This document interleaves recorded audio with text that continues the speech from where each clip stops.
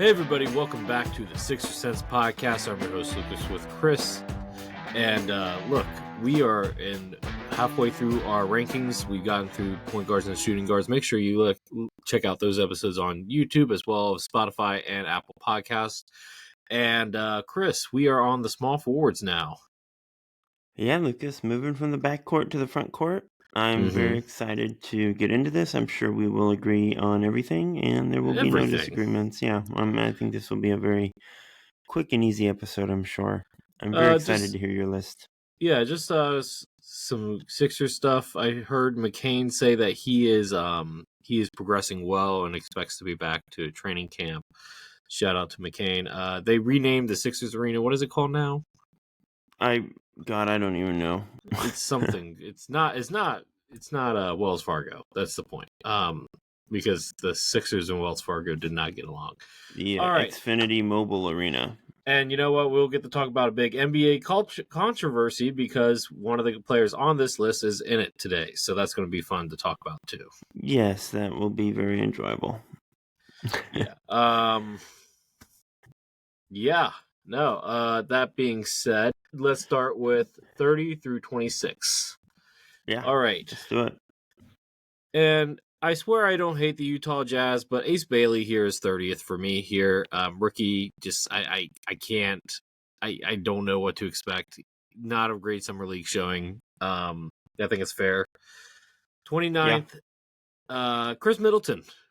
Probably won't be starting for very long. Probably will get bought out or traded at some point this season. But for now, we have him penciled in as a Wizards starter. And we said it last episode, we were going to go with VJ Edgecombe as the Sixers starting small forward. Will that most likely be the case? Maybe, who knows? But we went with it anyway because it'd be more fun. And honestly, probably wouldn't be that big of a difference if we went with, Kelly or somebody else. But VJ Edgecombe, I got here at 28. Yet again, rookie. Got to see what happens. They're a little undersized for the position, to be honest. 27, this guy's playing out of position. He's more of a 4, but because he got traded to the Bucks for Chris Middleton, Kyle Kuzma is here at 27. And then 26, mostly because of injury and being 6'5" and playing small forward and not being athletic, is Max Strus. So that's who I got, 30 through 26. Any thoughts, any concerns? I think that is pretty fair.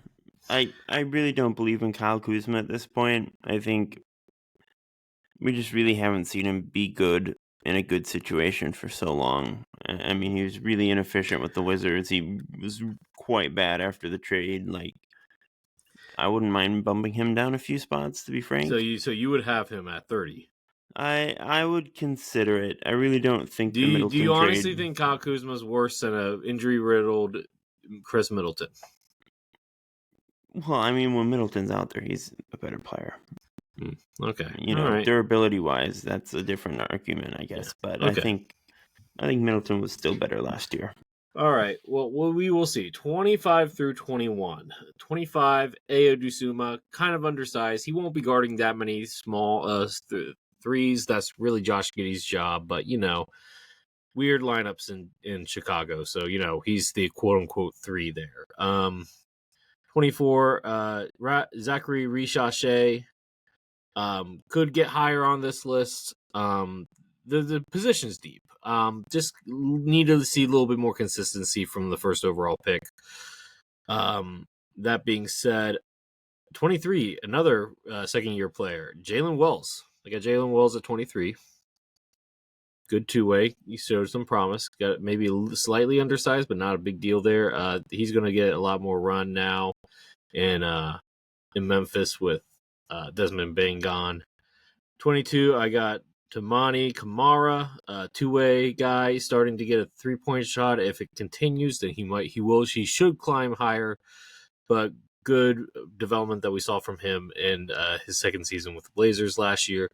And 21 is Asar Thompson. Yet again, if he can get any semblance of a decent offensive game, he will skyrocket on this list. One of the more elite defenders on this list, but offensively is a black hole, kind of, outside of like dunking and cutting and catching lobs. But like, if he can get anything off the dribble or even a shot, a jump shot would be much improved. Any thoughts on 25 through 21? No, again, I think that's pretty fair. I'm probably higher on Ricochet at this point than you are. That's fine. I know you are. I think he had a really good second half of the year, especially if you're projecting forward. I think he's going to take a leap. I said he could climb. I will say I did not look up how to spell his name, so I'm sure I butchered it on my list here. I put a question mark next to his name because I wasn't sure. All right, 20 through 16. 20. This guy should be higher, but injuries have derailed him so far, is Brandon Miller. I honestly think he's a top 15 guy when healthy at the position. 19, he's the first overall pick. I could not talk myself into putting him any higher than 19, Cooper Flagg. 18, Michael Porter Jr., 17, Andrew Wiggins, 16, Dylan Brooks. Yeah. I mean, I understand that we have to like maybe fade the rookies a little bit. I would be He's in the shocked. top 20 as a rookie. I'd be pretty shocked if Michael Porter was better than Cooper Flagg this year. I mean, yeah. By the end of the season, he will be higher. But going into this season, that's the highest I can put him. I guess. I think Cooper's a pretty special case. Like Cooper should be, in my opinion, no lower than 12th on my list by the time the season's done. Because 12 through 18 is essentially what is your preference? Because I have them all basically the same level of player. It's just, preferences at this point, right? Two-way play. Yeah, sure. Who do you have at 16 again? So 18 was Michael Porter Jr. He's going to get a lot of shots in Brooklyn this year. 17, Andrew Wiggins. 16, Dylan Brooks. I think defensively he's really good. Offensively he's a 3-and-D guy. Yeah. Okay. I with those three players, I was like, who would I rather have in a playoff situation? Yeah, I think that's fair. Yeah, I would agree with you with that specific grouping. Yeah. Okay, so 15 through 11. 15, Andrew Nembhard. 14, Cam Johnson. 13, Brandon Ingram. Not Nembhard. He's a point guard. Andrew. Oh no, Nesmith. Aaron Nesmith. Aaron Nesmith. Right? Why did I write Andrew Nembhard? That's Sorry. Okay. You're good. I knew who I was very similar. Of. They're very similar names. I knew who I was thinking of, but yeah, Aaron Nesmith, 15. 13, Cam Johnson. 13, Brandon Ingram. 12, Devin Vassell. And 11, DeMar DeRozan. Okay, I can get behind that. I'm a little bit surprised. About what? That you have Vassell over Ingram, but I think it was hard. That one was tricky. I'm not gonna lie. Ingram's availability factored into him being slightly lower than what I would probably have him. That's fair. Who'd you have at 11 again? I'm sorry to keep DeMar DeRozan. DeRozan, yeah, okay. Yeah. Yeah, sure. That seems fair to me. Yeah. So, and then 10 through 6, 10, Herb Jones. 9, Jaden Daniels. 8, Mikal Bridges. 7, Franz Wagner. 6, and we can talk about the controversy here, Kawhi Leonard, not only on this list, but also off the court with all the money stuff. That's crazy, right? Yeah. There's been some back and forth on the internet world about how right or wrong the reporting was from Pablo, but I do find it very interesting and compelling. It raises eyebrows. Certainly does. It's very funny, if nothing else. It doesn't really bother me or anything. I don't think it's really that scandalous. Why would you pay somebody that never plays anyway? Under the table. That doesn't. It is what it is. Paying James Harden under the table. Okay, I get that because he plays. Sure. Kawhi is very, very good. You want to keep him there. I understand it. Yeah. He's trying Kawhi is only not top 5 because of injuries. He's trying to put butts in seats. Can you again repeat number 8? So Herb Jones is 10. Yeah. 9 is Daniels. Daniels. 8 is Mikal Bridges. Bridges, okay. 7 is Franz Wagner. 6 is Kawhi Leonard. Okay. Yeah, Look, sure. yeah. I'm gonna have some disagreements with you when I go through this, but Yeah, I think that's mostly fine. fair. Look, Herb Jones, I think, is an All NBA defender. That's why he's top Yeah. 10. Fair. Jaden Daniels, I think he's already an elite defender and can pop off occasionally on offense if he can do it more consistently. He's higher on the list. Same thing with Mikal Bridges. Franz Wagner, like, look, he just needs a 3-point shot. That is literally why he's not in the top 5. Yeah, he's really good. Yeah, and then Kawhi, like I said, he in injuries, availability. That's going to impact my Joel Embiid rating when we get there. Sadly, but it is true. Oh boy, yeah. Yeah. Yeah. Okay, Can't so blame top 5. Top 5. Number 5, Jaylen Brown. Number 4, Jimmy Butler. Number 3, Jalen Williams. Number 2, Kevin Durant. And number 1, the King, despite being 40 years old, King James still reigns the top small forward. So any thoughts on 5 through 1? I think that is the correct order of those players. Okay. To me. Okay, cool. So right. Really, you only don't like 10 through 6? I mean, I think we are gonna probably differ pretty substantially in really the 6 through 30 range, but 6 through 30 range. Okay. I'm gonna mix some guys around here. All right. And we can have the conversations. All right. Well, I'm ready when you are. All right. I am going to go with you and put Ace Bailey at 30 just because I'm not 100% convinced how it looks as a rookie. Very talented player. We've talked about him a lot on this podcast because of draft things, but he's going to have a lot to work on. You should fade rookies a little bit in this list more often than not. So Bailey at 30 makes sense to me.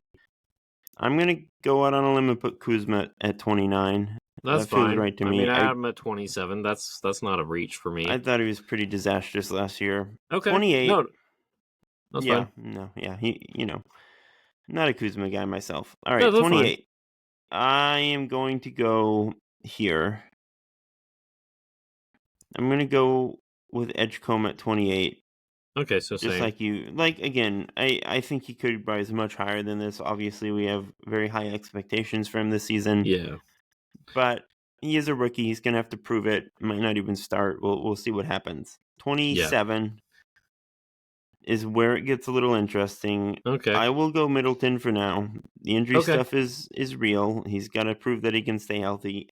He was pretty darn good after he got back on the court with Washington last year. He was efficient, but defensively he couldn't move at all. The defense is going to be a problem. Washington was not terrible down the stretch though, and a lot. Middleton deserves some of the credit there. The question is he really a 3 at this point in his career? Or is he going to transition to a small ball 4, like at 6, 7? He'll definitely be guarding the 4s.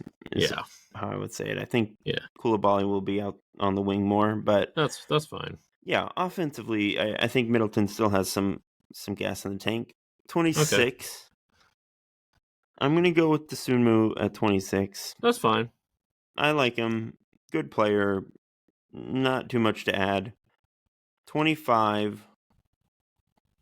I will go with Max Strus. That's fine, yeah. So I'm just flipping those two, basically. Yeah, that's 24 fine. Is where it gets I know you're going to have Ricochet higher. That's fine. I'm going to put... I would have voted Ricochet Rookie of the Year if I had a vote. Obviously, I don't. But Wells had a very good year. He was much better in the first half of the season. You could argue that he was the most consistently impactful rookie last season. Mm-hmm. And he did so for a team that was, for the most part, trying to win games. Mm-hmm. So deserves a lot of credit there. I do wonder what exactly this quote-unquote ceiling is. If he's a solid role player for the next 10 years, which seems likely, that's great value for the second round, so that's not really a concern. But, I don't think he's going to take a huge leap or anything this year. Mm-hmm. 23. So Jalen Wells is 24. Okay, 23, who you got?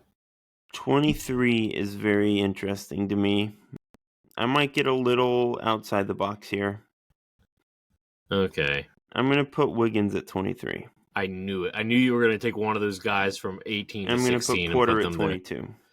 Okay, you wasting. You have Porter above Wiggins. Now I don't mind dropping those two down, but make your argument for Porter being better than Wiggins. I mean, I think Porter, when he's at his peak, is still a very good offensive player. Like, he's a genuinely elite shooter. Wiggins at his peak is almost got Finals MVP two-way player. I would say that was a few years ago, and he's not really at his peak anymore. Porter has a lot of questions. I'm totally open to putting Wiggins ahead of him. The defense is pretty nasty. I'm not really excited to watch him just chuck shots all season in Brooklyn, but I do think he is like probably better than he gets credit for, just because things ended so messily in Denver. I think people I are had kind of him down higher on him. than you, so I'm not like low on him or anything. Yeah, no, but I do think Porter has a pretty real argument to be better than Wiggins at this point. Last season was not the best from Andrew, to be frank. Porter is 22. Yeah, and Wiggins Porter is 22. Okay. For now. Okay. I will put 21. Who you got? 21. I'm gonna go with. This is a tough one. It like depends on how confident you are in guys improving. Like I think Asar Thompson has a pretty real chance to take a significant leap. I don't think he's quite on his brother's level or anything, but he has a lot of those same tools. He's a pretty wild defender. Jumper's a bit further behind, but he brings also everything dealt else with to the blood table. Clots the year before, right? So he didn't really get an off season. He missed a lot of time. He came on pretty strong at the end. I will go at 21, just to spice things up a bit. I'm going to go with Dylan Brooks, who I respect. He's a really good defender. I think this next grouping is all pretty fluid. Yeah. So I don't want that to read as disrespect. Well, like I said, 20 through, what was it? 20 through 12 was pretty fluid for me. You could have talked me into rearranging that any type of way. Brooks can be pretty harmful on offensively when he is not just hitting threes. He has some.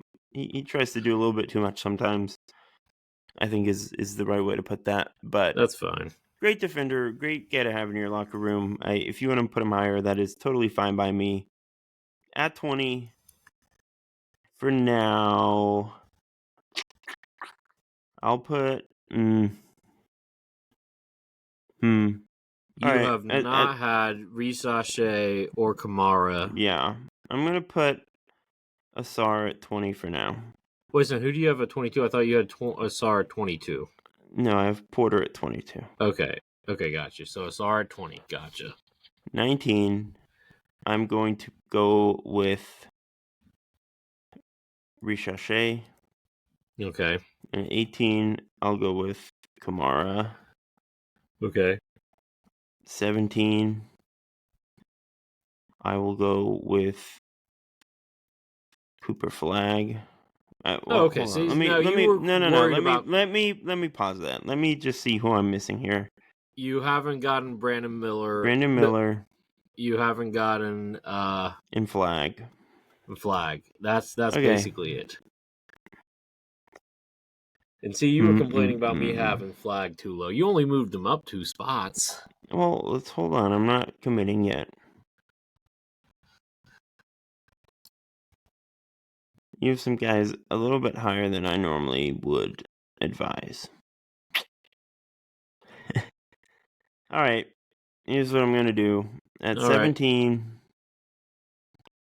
I'm going to do Herb Jones. Wow. I honestly thought you would have liked... Okay, so I love Herb. I think I'm like just as high on Herb as you are. I just am higher on the other guys. He's not a bad 3-point shooter. He is arguably the best perimeter defender in the NBA. He's a very good defender. The offense is still extremely limited. I mean, he can hit corner threes. That's all you need him to do. He can hit corner threes. He's not Tony Allen here, okay? Sure, but the offense is limited. He can only do certain things at a semi-decent level on that end. It's a limiting factor. It just is what it is.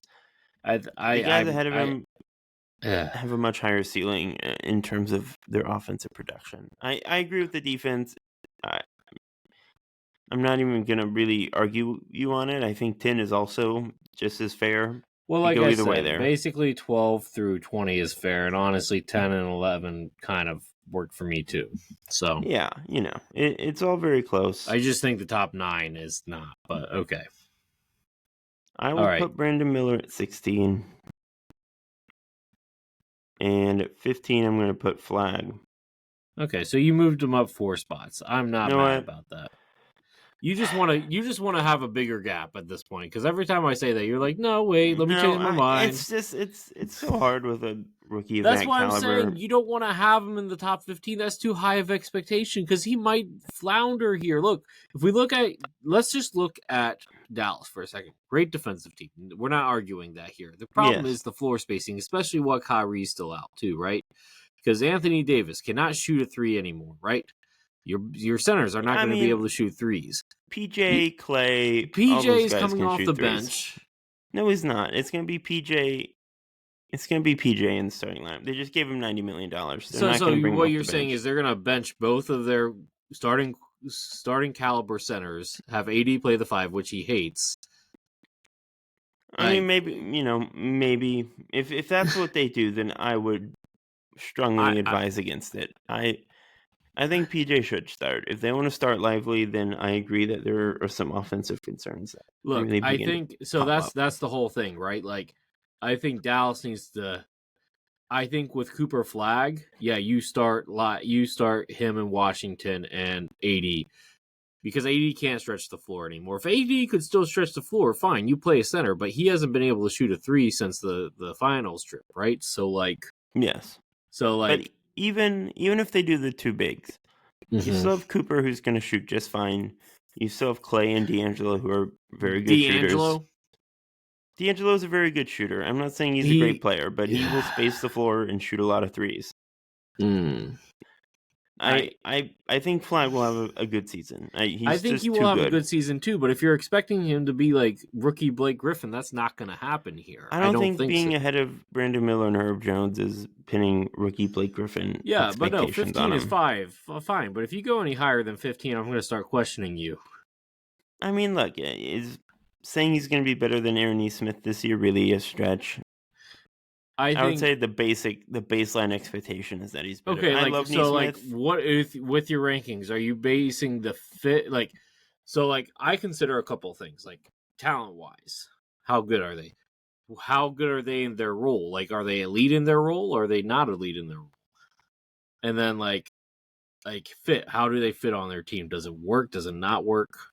Like VJ. We talk about VJ. VJ talent-wise is probably better than Sumu, right? But at the same time, fit-wise and being undersized plays a factor to him being lower, right? Yeah, so I think Dallas is probably going to have some things to figure out. So are you saying that Dallas offense. Is going to trade one of their big men? When I hear like the Point Cooper stuff, it worries me a little bit. I don't really trust Jason Kidd that much. Yeah, Jason Kidd did the same thing with Giannis. He did the same thing with Giannis. Giannis. Remember that? I understand what you're saying. But at the end of the day, Flag is a really incredible defender already. I think he's going to be a good defender as a rookie. That's not the issue. The issue is the fit of his roster. Honestly, I think Flag should be playing the 4, not the 3 in today's NBA. Play PJ at the 3, sure, fine, and then play AD. But yet again, they have 2 starting caliber centers, and they brought in AD so that he can play power forward. So they need to figure out some stuff. I'm not saying that as a talent, Cooper Flag. I don't think the fit is going to tank Cooper to the point where he's not. I'm not saying that either. Though. I'm just saying that, like, also remember he is a rookie. He might be drafted first overall, but crazier things have happened. Okay, sure. I think he is a pretty exceptional rookie. Like, is he going to be better than all these guys in the first 2 weeks of the season? Maybe not, but I would say within the first couple of months, it's going to probably reach the point where we're like, hey, look, Cooper Flag, if everything hits, like if based on my current rankings, he should be somewhere between like by the end of the season, if he's as good as we think he is, he's going to be between like Mikal Bridges and Franz Wagner. Yeah, I mean, all these guys could be worse. I don't disagree that there's some risk there, but I mean, there are just so few holes in his game. He just put up one of the great freshman season of all time on a very, very good Duke team. Like, he's going to find ways to contribute. He's so smart. So are we doing his Cooper role's at very 15 adaptable. or not? Are we doing Cooper at 15 or I'm going to not? do Neesmith at 15. I'm going to do Okay. Cooper at 14. Okay, fine. That's where I'm going to land here. I'm not going to change it anymore.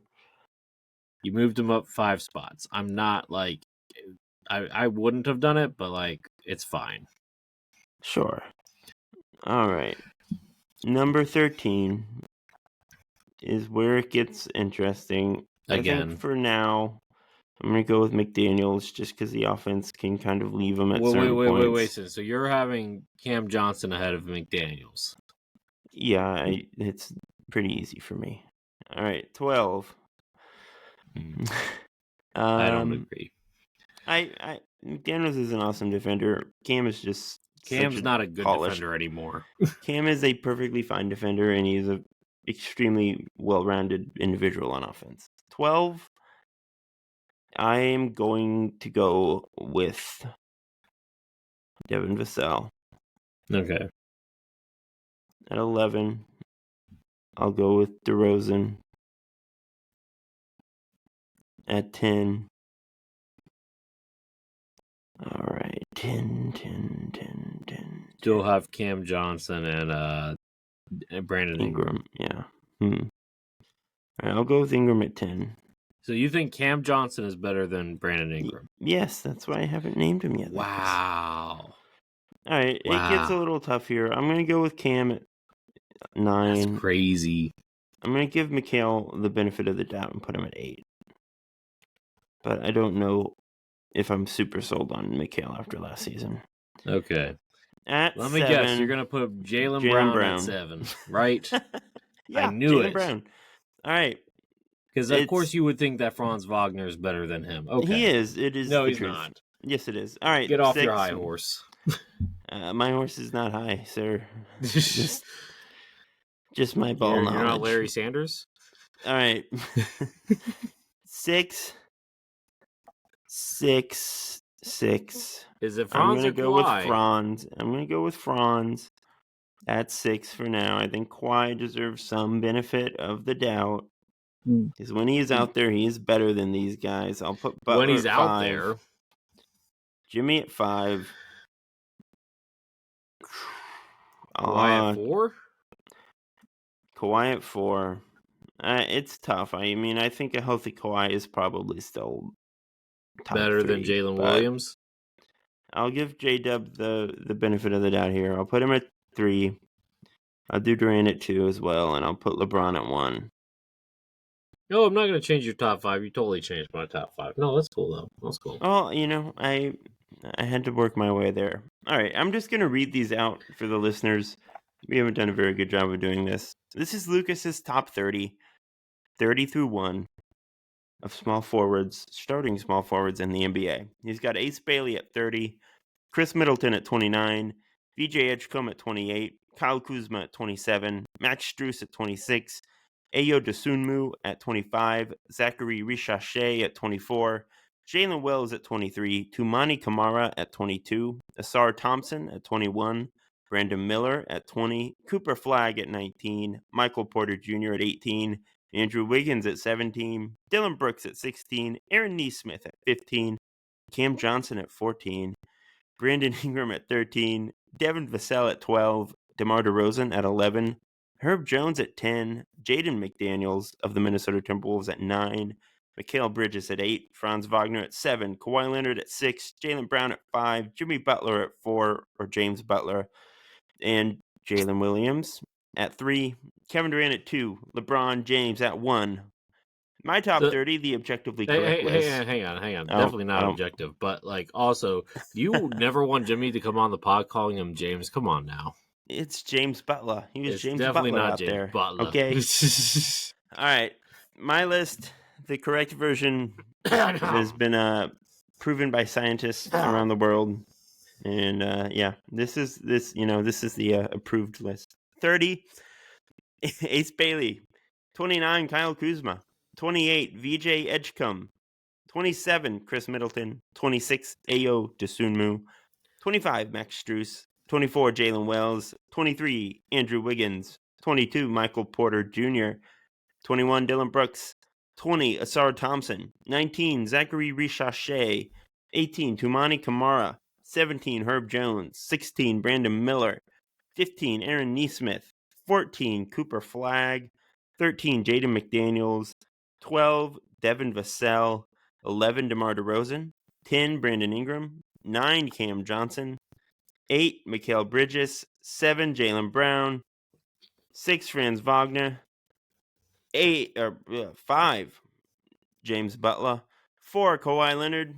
3, J-Dub, Jalen Williams. 2, Kevin Durant. 1, LeBron James. So that is the correct list. The first one you heard was the incorrect list. And Gosh, those you're are such a the hater. 30 starting small forwards in the NBA, folks. All right, so let's break this down like we've done the last 2 times. Who's the player that you could see having the biggest drop on this list? Biggest drop, I think DeMar is a candidate. Yeah, DeMar is, because he's like, what, 35, 36 now? He's getting up there. The Kings are just going to be brutal to watch all year. We'll see what happens. Is Kawhi a candidate? I feel like he should be. It's going to happen at some point. We'll see how healthy he is. Again, he was still really good last year. I think we still got some more Jimmy.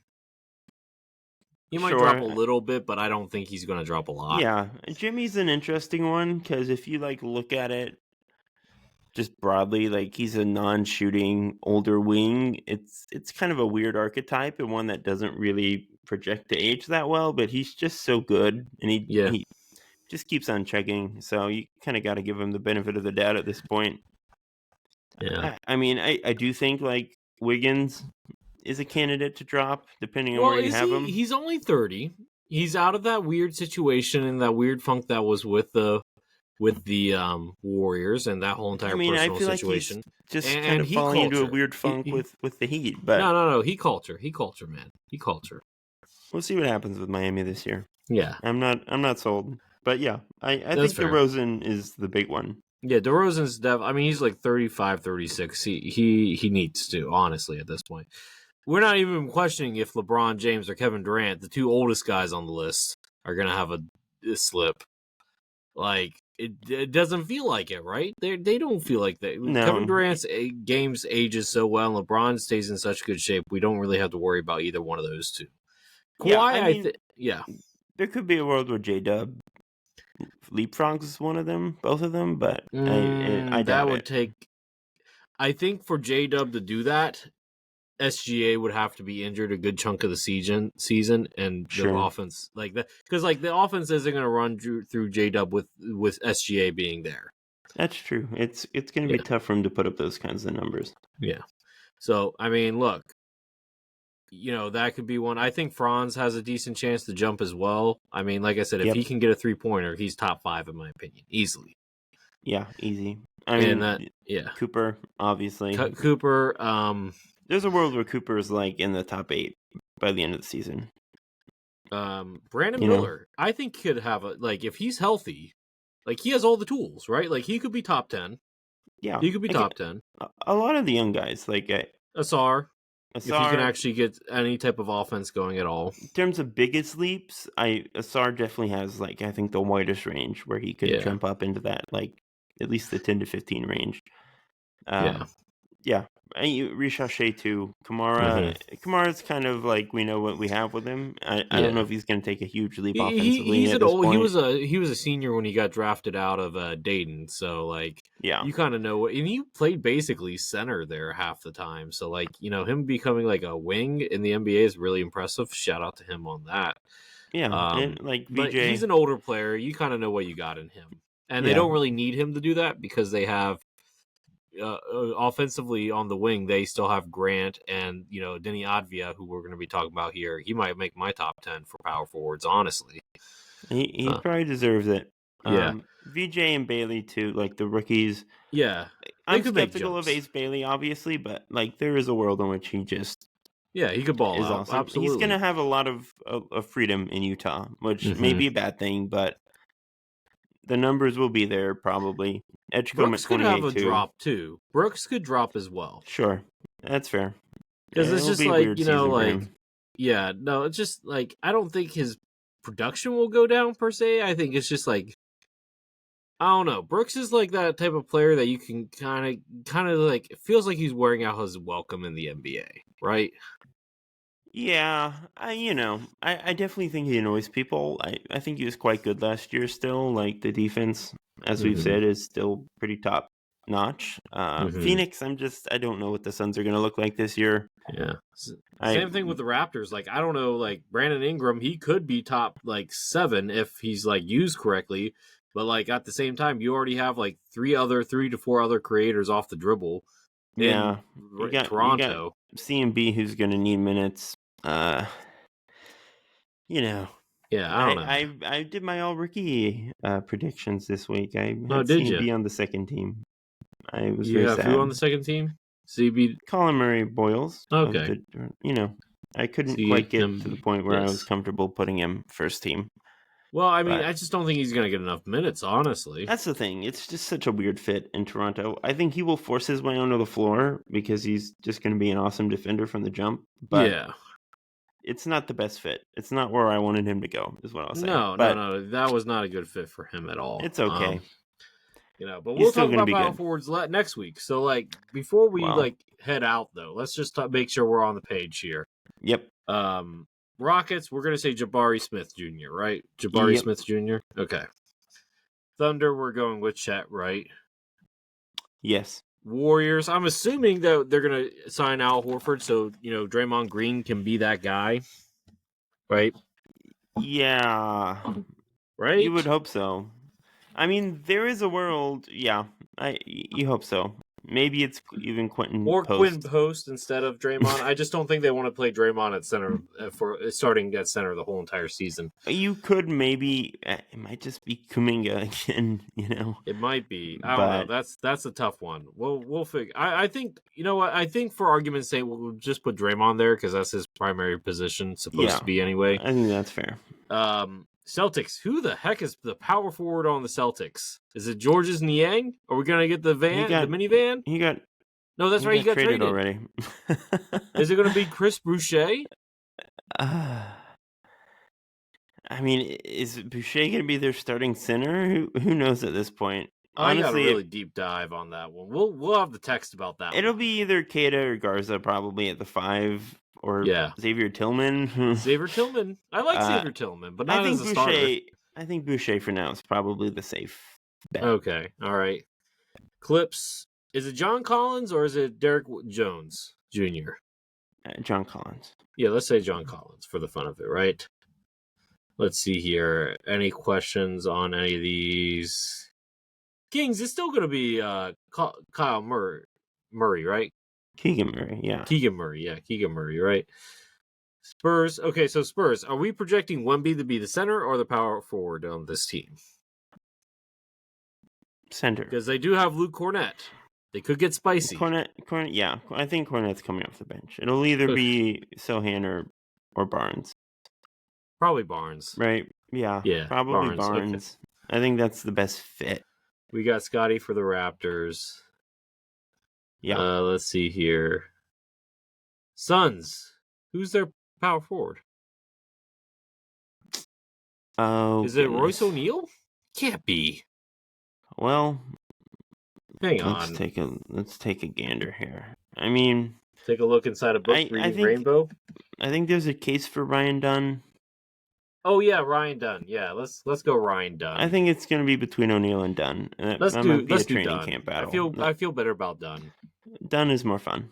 Yeah, never mind. Dunn is fun. Okay. All right. Let's see here. Heat. Okay, so this is a good one. It's Bam. It's Bam. You think so? Yep. You don't think they're going to start him? Okay, Bam. All right. Interesting. I mean, who else? Is it going to be? Yeah, that's what they were doing last year. You could start Bam back at center and go Jovic. Yeah, but they went to where last year? That. It worked. Highsmith got traded, did he? Yeah, that's right. So it's just Jovic. Yeah, okay. I think it's Bam. Okay, Bam's fine. Who the heck is the power forward on the Nets? Oh boy. Right? Brooklyn. Hang on, I'm pulling it up too. I'm looking. Did they sign Highsmith? It might be Highsmith. Let's see. Speaking of Highsmith. Can't be Noah Clowney. I just don't see it there. No. Yeah, it might be Highsmith. They picked him up, so I mean, it might he's be 6'5". Hang on, let me double check here. You know what? I want things to be spicy. Let's do Drew Timme at power forward. No, Timmy's not Come power on. forward. No, it's either Highsmith. You could try to squeeze Terrence Mann in there. We could say it really should be Michael Porter, but I think it's Highsmith or Terrence Mann is the corner you've drawn yourself into. Highsmith. Shout out former Sixer. Maybe Danny Wolf, but I highly doubt it. What about Jalen Wilson? I don't think so. All right, yeah, we'll just do Hayward Highsmith. I don't love that though. Let's see here. Where are we at? The Nets, Mavs. So that goes back to our conversation. Are we doing Anthony Davis or are we doing PJ Washington? Well, Lucas, I think it should be PJ. Like I think what are they going to do? What do you think they're going to start out the season with? I think they start out the season with AD at power forward. I think you might be right. Okay, so we'll do AD. I really don't feel good about that. It makes so much more sense for it to be PJ. Like I don't almost disagree. Look, they need more spacing, and PJ's a decent enough defender, right? Yeah. But AD is crying about being a center. Get over it, dude. Yeah, we can do AD. You can't shoot anymore, so you can't play power forward. It's basically that. You're being a little harsh on AD. He's shot below 30%, like 3 out of the past 4 years. He's never been a great shooter. That's but not he really was passable enough. Anyway, not the point. Hornets, I guess Miles Bridges, right? Yeah. Pistons is Tobias. Blazers, we said Denny. Yep. Hawks, that's Jalen Johnson. Bulls, Buzelis. We said Buzelis, right? It should be. Yeah, it should be. There's a case for Pat Williams, I guess. $90 million worth of a case because he's older and more expensive. Yeah. There's a good chance it's Pat Williams, but Buzelis is better. It's more fun to do Buzelis. Yeah. So all right. Sixers is Paul George, I'm guessing. Wizards. Who's the Wizards? Probably Koulibaly. We haven't gotten around him yet. Hang on, let me double check, see if they did.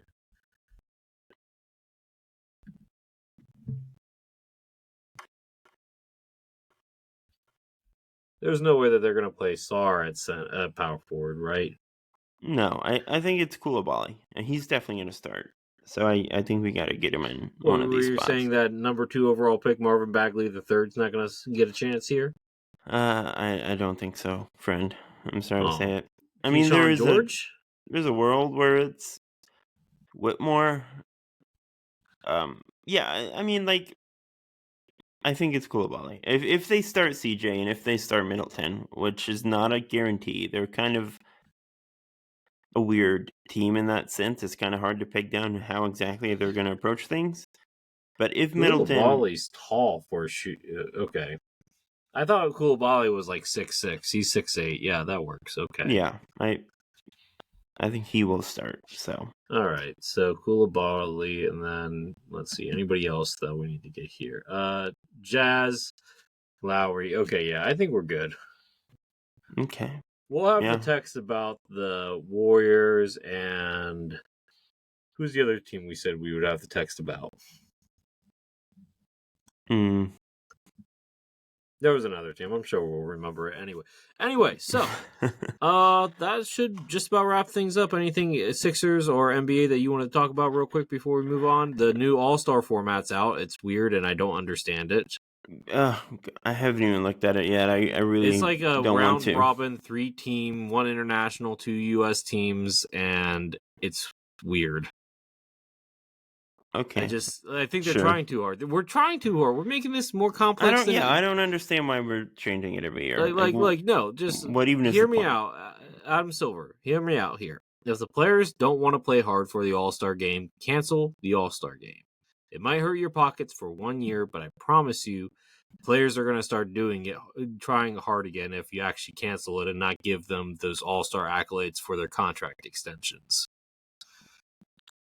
Yeah, I mean, or you can just award them the All-Star and not play a game. No. They don't get the award without playing the game. You can't not award All-Stars. Why not? Why not? It's in the CBA, I assume. Is it because they had the holdout in 1999, they didn't have the All-Star game? Well, that was 1999, Lucas. I highly doubt that is an option. If it is, then I think it might be a bridge too far, but nah, it's never a bridge too far. Just go to East and West. Just do East and West. If it's a bad game, then blame the players. There's really nothing else you can do. I like the team captain. Let the captains pick. I didn't like the team captains thing. Well, I think you can do team captains if you want to pick, just do the roster and then let them pick their starters and reserves, whatever. Yeah. But don't do. Let's just do East West. I mean, I know that it wasn't great, but there's a way to get it right. You just need to have the right players playing in it. Because I don't want to sound like a LeBron hater here, but since Kobe's left, LeBron has not him and Steph Curry have not handled the mantle of having the All-Star game actually mean something well since. Tell me that I'm wrong. You're probably right. Yeah. So, not to take shots at the second best player of all time and the best best shooter of all time, but no, I don't think it's a shot to say that LeBron James is the second best player of all time. It's not a shot. It's just a fact. I don't know about fact, but yes. Well, you think he's better than? I don't even want to have this argument. I don't want to have it. Right. It's late. Michael's awesome. Both players are awesome. Okay, they're both very good. Okay, let's just go. Let's go ahead and wrap this up, Chris. Okay, as always, everyone, thank you for tuning in to another episode of the Sixer Sense podcast. Please like, subscribe, follow along if you can. We are on Twitter at Sixer Sense. I'm at Kline NBA. Lucas is at CoachDay_20. You can follow, subscribe, watch us on YouTube.com at the Sixer Sense. You can follow and listen on Spotify and Google Play and Audible and Apple Podcasts and all that fun stuff. And we will be back soon to rank power forwards and maybe one of these days talk about Quentin Grimes if he ever decides to do anything. So peace out.